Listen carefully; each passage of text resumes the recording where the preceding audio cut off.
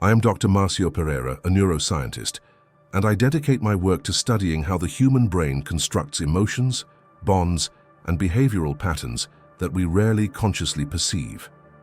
Today, I want to talk about something that seems simple at first glance, but which hides one of the deepest conflicts of the human mind. These three words activate immediate respect in the human brain. When we talk about respect, most people imagine something external, almost moral, a value learned in childhood, an attitude demanded of others, polite, rational, civilized behavior. Some believe that respect is earned through kindness. Others swear it comes from authority. Some rely on force, others on silence. This narrative is comfortable because it suggests that respect is a conscious choice, something someone decides to offer when they recognize value in another person. But the brain doesn't work that way. From a neurological point of view, respect does not arise from reflection, nor from ethics, nor from empathy. It emerges as an automatic byproduct of much older systems linked to survival, threat perception, risk prediction, and emotional economy. What we call respect is, in fact, an unconscious response of the brain to specific signals that indicate limits, predictability, and emotional cost. This is where the popular narrative begins to fail, because people believe they are respected when they are agreeable, understanding, available, and flexible. They believe that the more they explain, the more they justify, the more they adapt, the more value they will have. But the human brain doesn't interpret these signals as virtue. It interprets them as a lack of boundaries, and where there are no borders, there is no containment, and where there is no containment, there is no respect. The human brain is an anticipation machine. In fractions of a second, it assesses whether a person represents stability or unpredictability, whether they set limits or dissolve under pressure, whether they uphold decisions or retreat to avoid discomfort. These assessments happen long before consciousness formulates any rational judgment. They occur in the limbic system, in the circuit of fear, reward, and self-preservation. That's why someone can be polite, kind, intelligent, and still be constantly disregarded. And that is why, in contrast, certain people command immediate respect even without raising their voices, without over-explaining, without trying to convince. It's not charisma. It's not about posture. It's not about tone of voice. It's something more primitive. The human brain responds with respect when it perceives three elements combined: predictability, limit, and consequence. When these three factors align, an automatic response is activated. A response that is not driven by morality but by instinct. And this is where the discomfort arises, because these three words, which we will explore throughout this study, are not pretty words. They don't sound empathetic. They don't seem social. They are not taught as virtues. On the contrary, many people spend their entire lives avoiding using them, precisely out of fear of rejection, abandonment, or conflict. The paradox is cruel. By avoiding these words, the individual believes they are preserving bonds when in reality they are training the other person's brain to ignore them. Respect, from a neurological standpoint, is not given to those who over-explain themselves. It emerges from those who establish clear, predictable, and emotionally costly boundaries to cross. And this leads us to an uncomfortable question, one that is rarely asked aloud. If respect doesn't stem from kindness, nor intention, nor effort, then where does it truly come from? To understand why certain people are automatically respected, we need to abandon a comfortable idea that the human brain reacts to intention. It doesn't. The brain reacts to observable patterns of behavior over time. It reacts to what is predictable, to what has consequences, to what doesn't easily bend to the emotional pressure of the environment. What we call respect begins to form long before any conscious dialogue. It is born in the same circuit that assesses danger, stability, and the cost of interaction. It is the same system that decides whether someone can be exploited, ignored, or bypassed without consequences. This system doesn't ask, "Is this person good?" It asks, "How far can I go with them?" This is where the first disconnect arises between what people believe they are doing and what they actually do. Socially, we learn that being understanding, approachable, and always available is a sign of emotional maturity.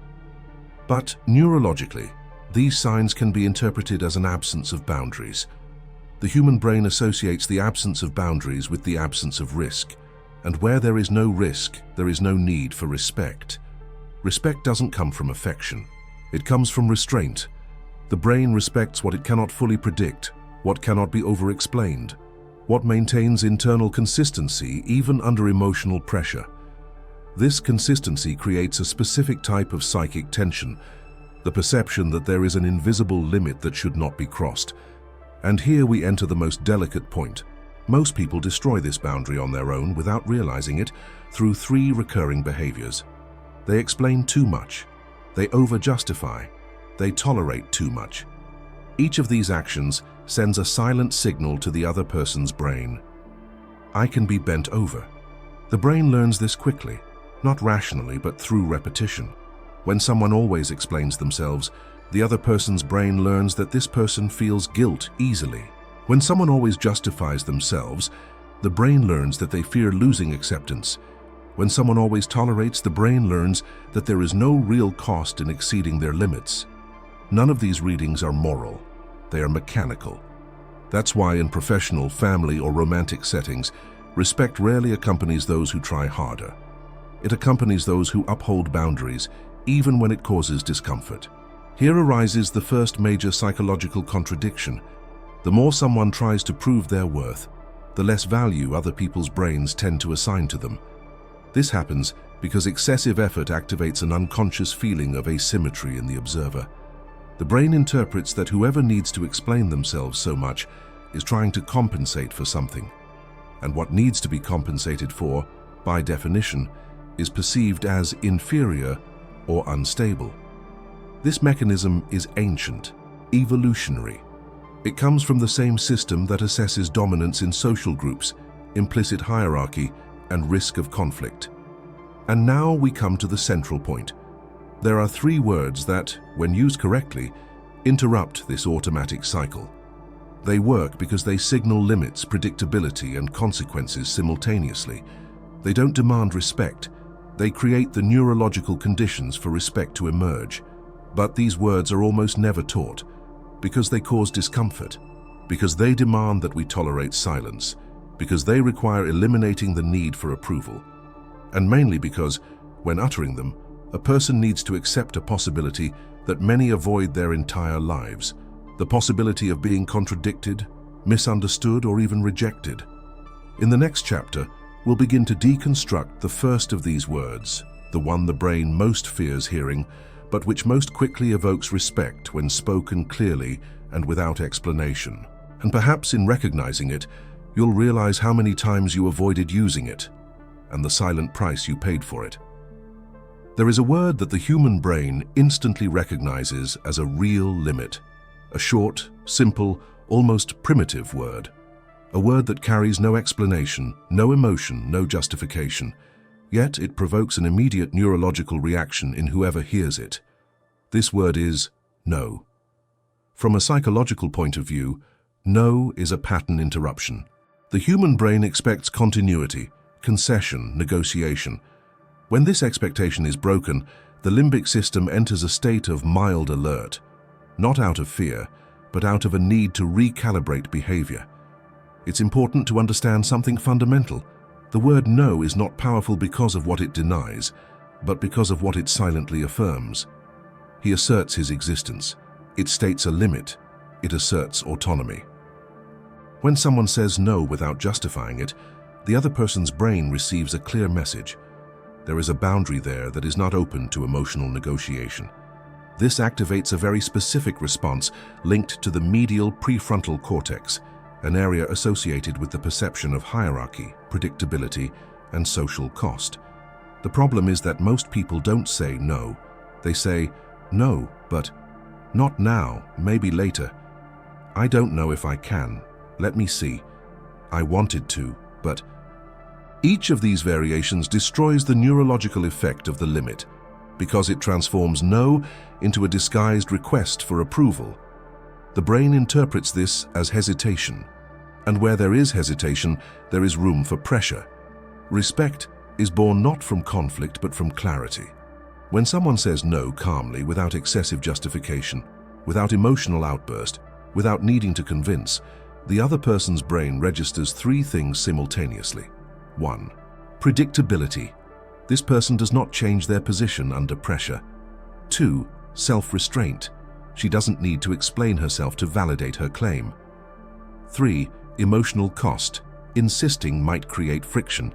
This tripod activates an ancestral mechanism of behavioral adjustment. The other person then begins to calibrate their actions, not out of fear, but out of recognition of limits. And here arises a profound discomfort.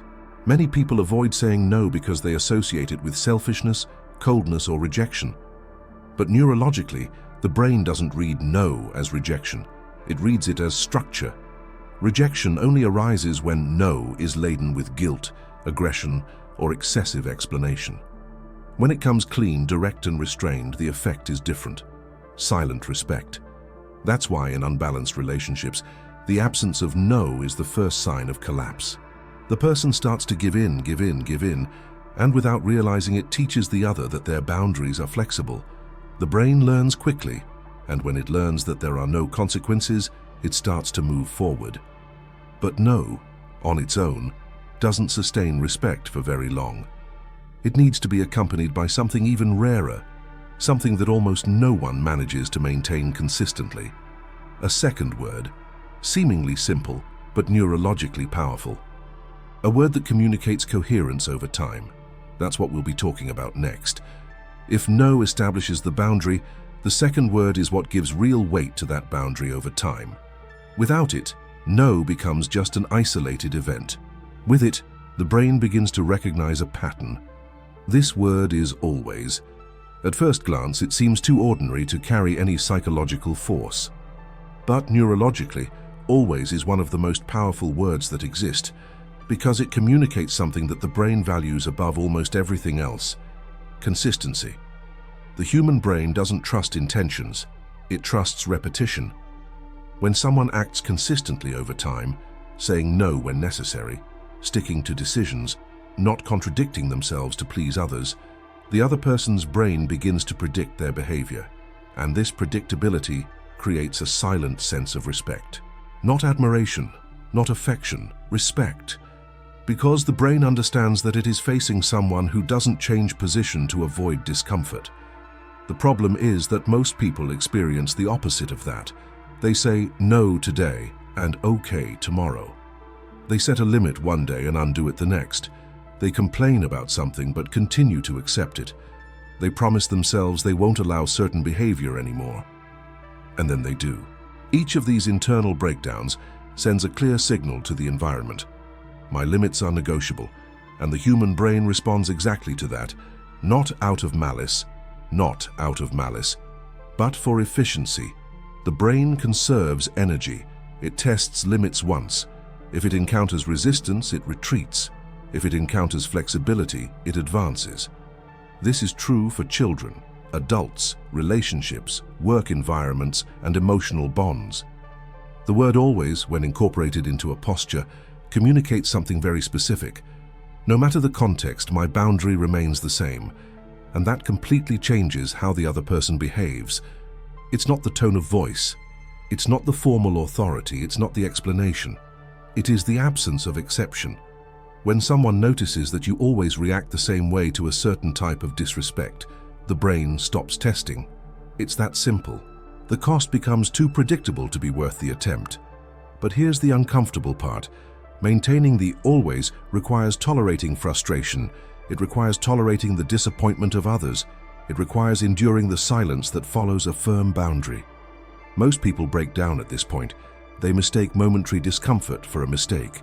They feel guilty. They interpret the other person's reaction as a sign that they were too harsh. And then they back down. And by backtracking, they teach exactly the opposite of what they wanted to teach. The other person's brain learns, just keep trying a little. That's why respect doesn't come from speeches, but from stable standards. The brain needs to see the limit repeated in order to accept it as real. And yet, no and always are not enough on their own. There is a third word, perhaps the most difficult of all, that closes this cycle. A word that imposes no limit, but definitively ends the emotional negotiation. She doesn't confront, it doesn't explain, don't argue, it simply ends. And that's precisely why the brain reacts to it so intensely. That's the word we'll be talking about next. There is a word that, when spoken at the right moment, ends arguments without generating conflict, neutralizes attempts at emotional manipulation, and establishes a kind of silent authority that the brain recognizes immediately. This word is, I understand. At first glance, it seems harmless, even empathetic.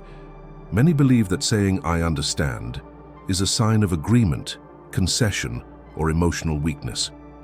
But neurologically, it operates in the opposite way when used precisely. The human brain differentiates between two things very clearly: understanding, agreement. Most people confuse the two.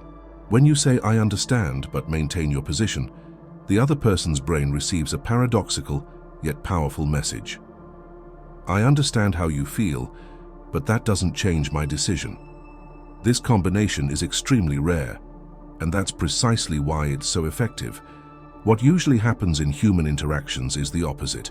Either the person becomes overly defensive, either you over-explain, or you try too hard to convince, or feels compelled to give in to preserve the relationship.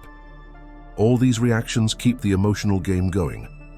I understand, when said calmly and without further explanation, ends the game. It diffuses the emotional escalation because it removes the other person's main weapon, the feeling of not being heard. At the same time, it leaves no room for negotiation because it offers no justification, promise, or concession. From a neurological point of view, this creates an interesting short circuit. The other person's limbic system, responsible for emotion, pressure, and insistence, encounters no direct resistance, but also finds no opening. It loses its foothold, and when that happens, the brain goes into recalibration mode. It is at this moment that respect is consolidated. Because the other person perceives, even unconsciously, that they are in the presence of someone who listen but don't bend, understands but doesn't give in, remains stable under pressure. This is the type of pattern that the brain associates with internal authority, not a social authority, no formal power, but emotional authority. And here emerges an uncomfortable truth. Most people talk too much when they should just say, I understand. They explain, they argue, they justify it, they defend themselves. All of this conveys a sense of insecurity. The silence that follows, I understand, conveys the opposite. It is in this silence that the other person's brain reorganizes its posture. It is in this silence that respect takes root. But there is something even deeper. These three words, no, always I understand, they only work when aligned with a genuine internal decision. If used as a technique, the effect is quickly lost. The human brain is extremely sensitive to emotional inconsistency. If the no comes with fear, it sounds weak. If always comes with hidden exceptions, it falls apart. If I understand comes with resentment, it becomes provocation. Therefore, the impact of these words lies not in the words themselves, but in the inner state of the person who pronounces them. And this is where we arrive at the most delicate point of all, because using these words requires accepting something that few people consciously accept. That true respect can come at the cost of fragile bonds, and that's a price most people aren't willing to pay. In the next and final chapter, we will look at the cumulative effect of this over a lifetime. How the absence of these three words shapes patterns of suffering, unbalanced relationships, and a constant feeling of worthlessness. And what happens when someone finally decides to break this cycle? There comes a moment, almost always too late, when a person realizes something uncomfortable. It wasn't the world that stopped respecting them. It was they who, over time, taught the world how to navigate through them. This learning doesn't happen consciously. It takes hold gradually, through small concessions, swallowed silences, and boundaries that were never fully upheld. And when the pattern solidifies, the individual no longer understands why they feel invisible, overwhelmed, or emotionally drained. From a neurological point of view, this is predictable. The brain learns through repetition. It registers what happens when a limit is tested. If there is no consequence, it moves forward. If there is hesitation, it persists. If there is retreat, It incorporates that as permission. And then something subtle happens. The other person stops asking, stops considering, stops showing respect. Not out of cruelty, but because the system learns that there is no cost. That's why so many people experience the feeling of being too good and at the same time, constantly surpassed. They confuse goodness with the absence of boundaries. And the human brain doesn't interpret the absence of boundaries as a virtue. It interprets it as unrestricted availability. What's most disturbing is that this process doesn't just happen in external relationships. It shapes how the individual comes to treat themselves. When someone fails to stand by their own no, they begin to lose their own internal bearings. When they don't maintain always, they start to doubt themselves. When they avoid "I understand" and over-justify themselves, they learn to invalidate their own decisions. Over time, a diffuse weariness emerges, a feeling of always being emotionally indebted, a silent exhaustion that doesn't stem from major traumas, but from repeated small sacrifices. And here's the hardest part to accept. External respect almost always reflects the internal respect that a person has built or failed to build. The three words we explored are not communication techniques. They are markers of psychic structure. The no indicates where you end. The always shows whether that limit is real. The I understand reveals whether you can maintain the limit without justifying yourself. When these three things are aligned, something changes almost imperceptibly. People start to measure their words. Attempts at intrusion decrease. Relationships are reorganized. Some drift apart. Others adjust. And that's the point that many avoid facing. Because true respect doesn't come without loss. He demands that you distance yourself from those who only approached you because you lacked boundaries. He exposes bonds that only existed as long as you were giving in.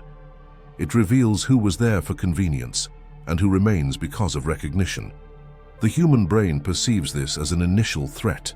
The fear of abandonment arises. Anxiety tries to convince you to revert to the old pattern. The mind creates justifications to soften the boundary. But if the individual sustains that moment, something rare happens. The noise decreases, social tension decreases, the feeling of always having to defend yourself disappears, and in its place, a different kind of silence emerges. A steady silence, a respected silence. It's not loneliness. It is the absence of unnecessary conflict. It's the kind of silence that only exists when the brains of others finally understand that there is someone there who knows where it begins and where it ends. And perhaps that's what we were never taught, that respect isn't something you ask for. It is not required. There is no negotiation. It emerges when the other person's mind recognizes, without needing words, that there is a limit that is not worth crossing. And that limit almost always begins with three simple words that few have the courage to uphold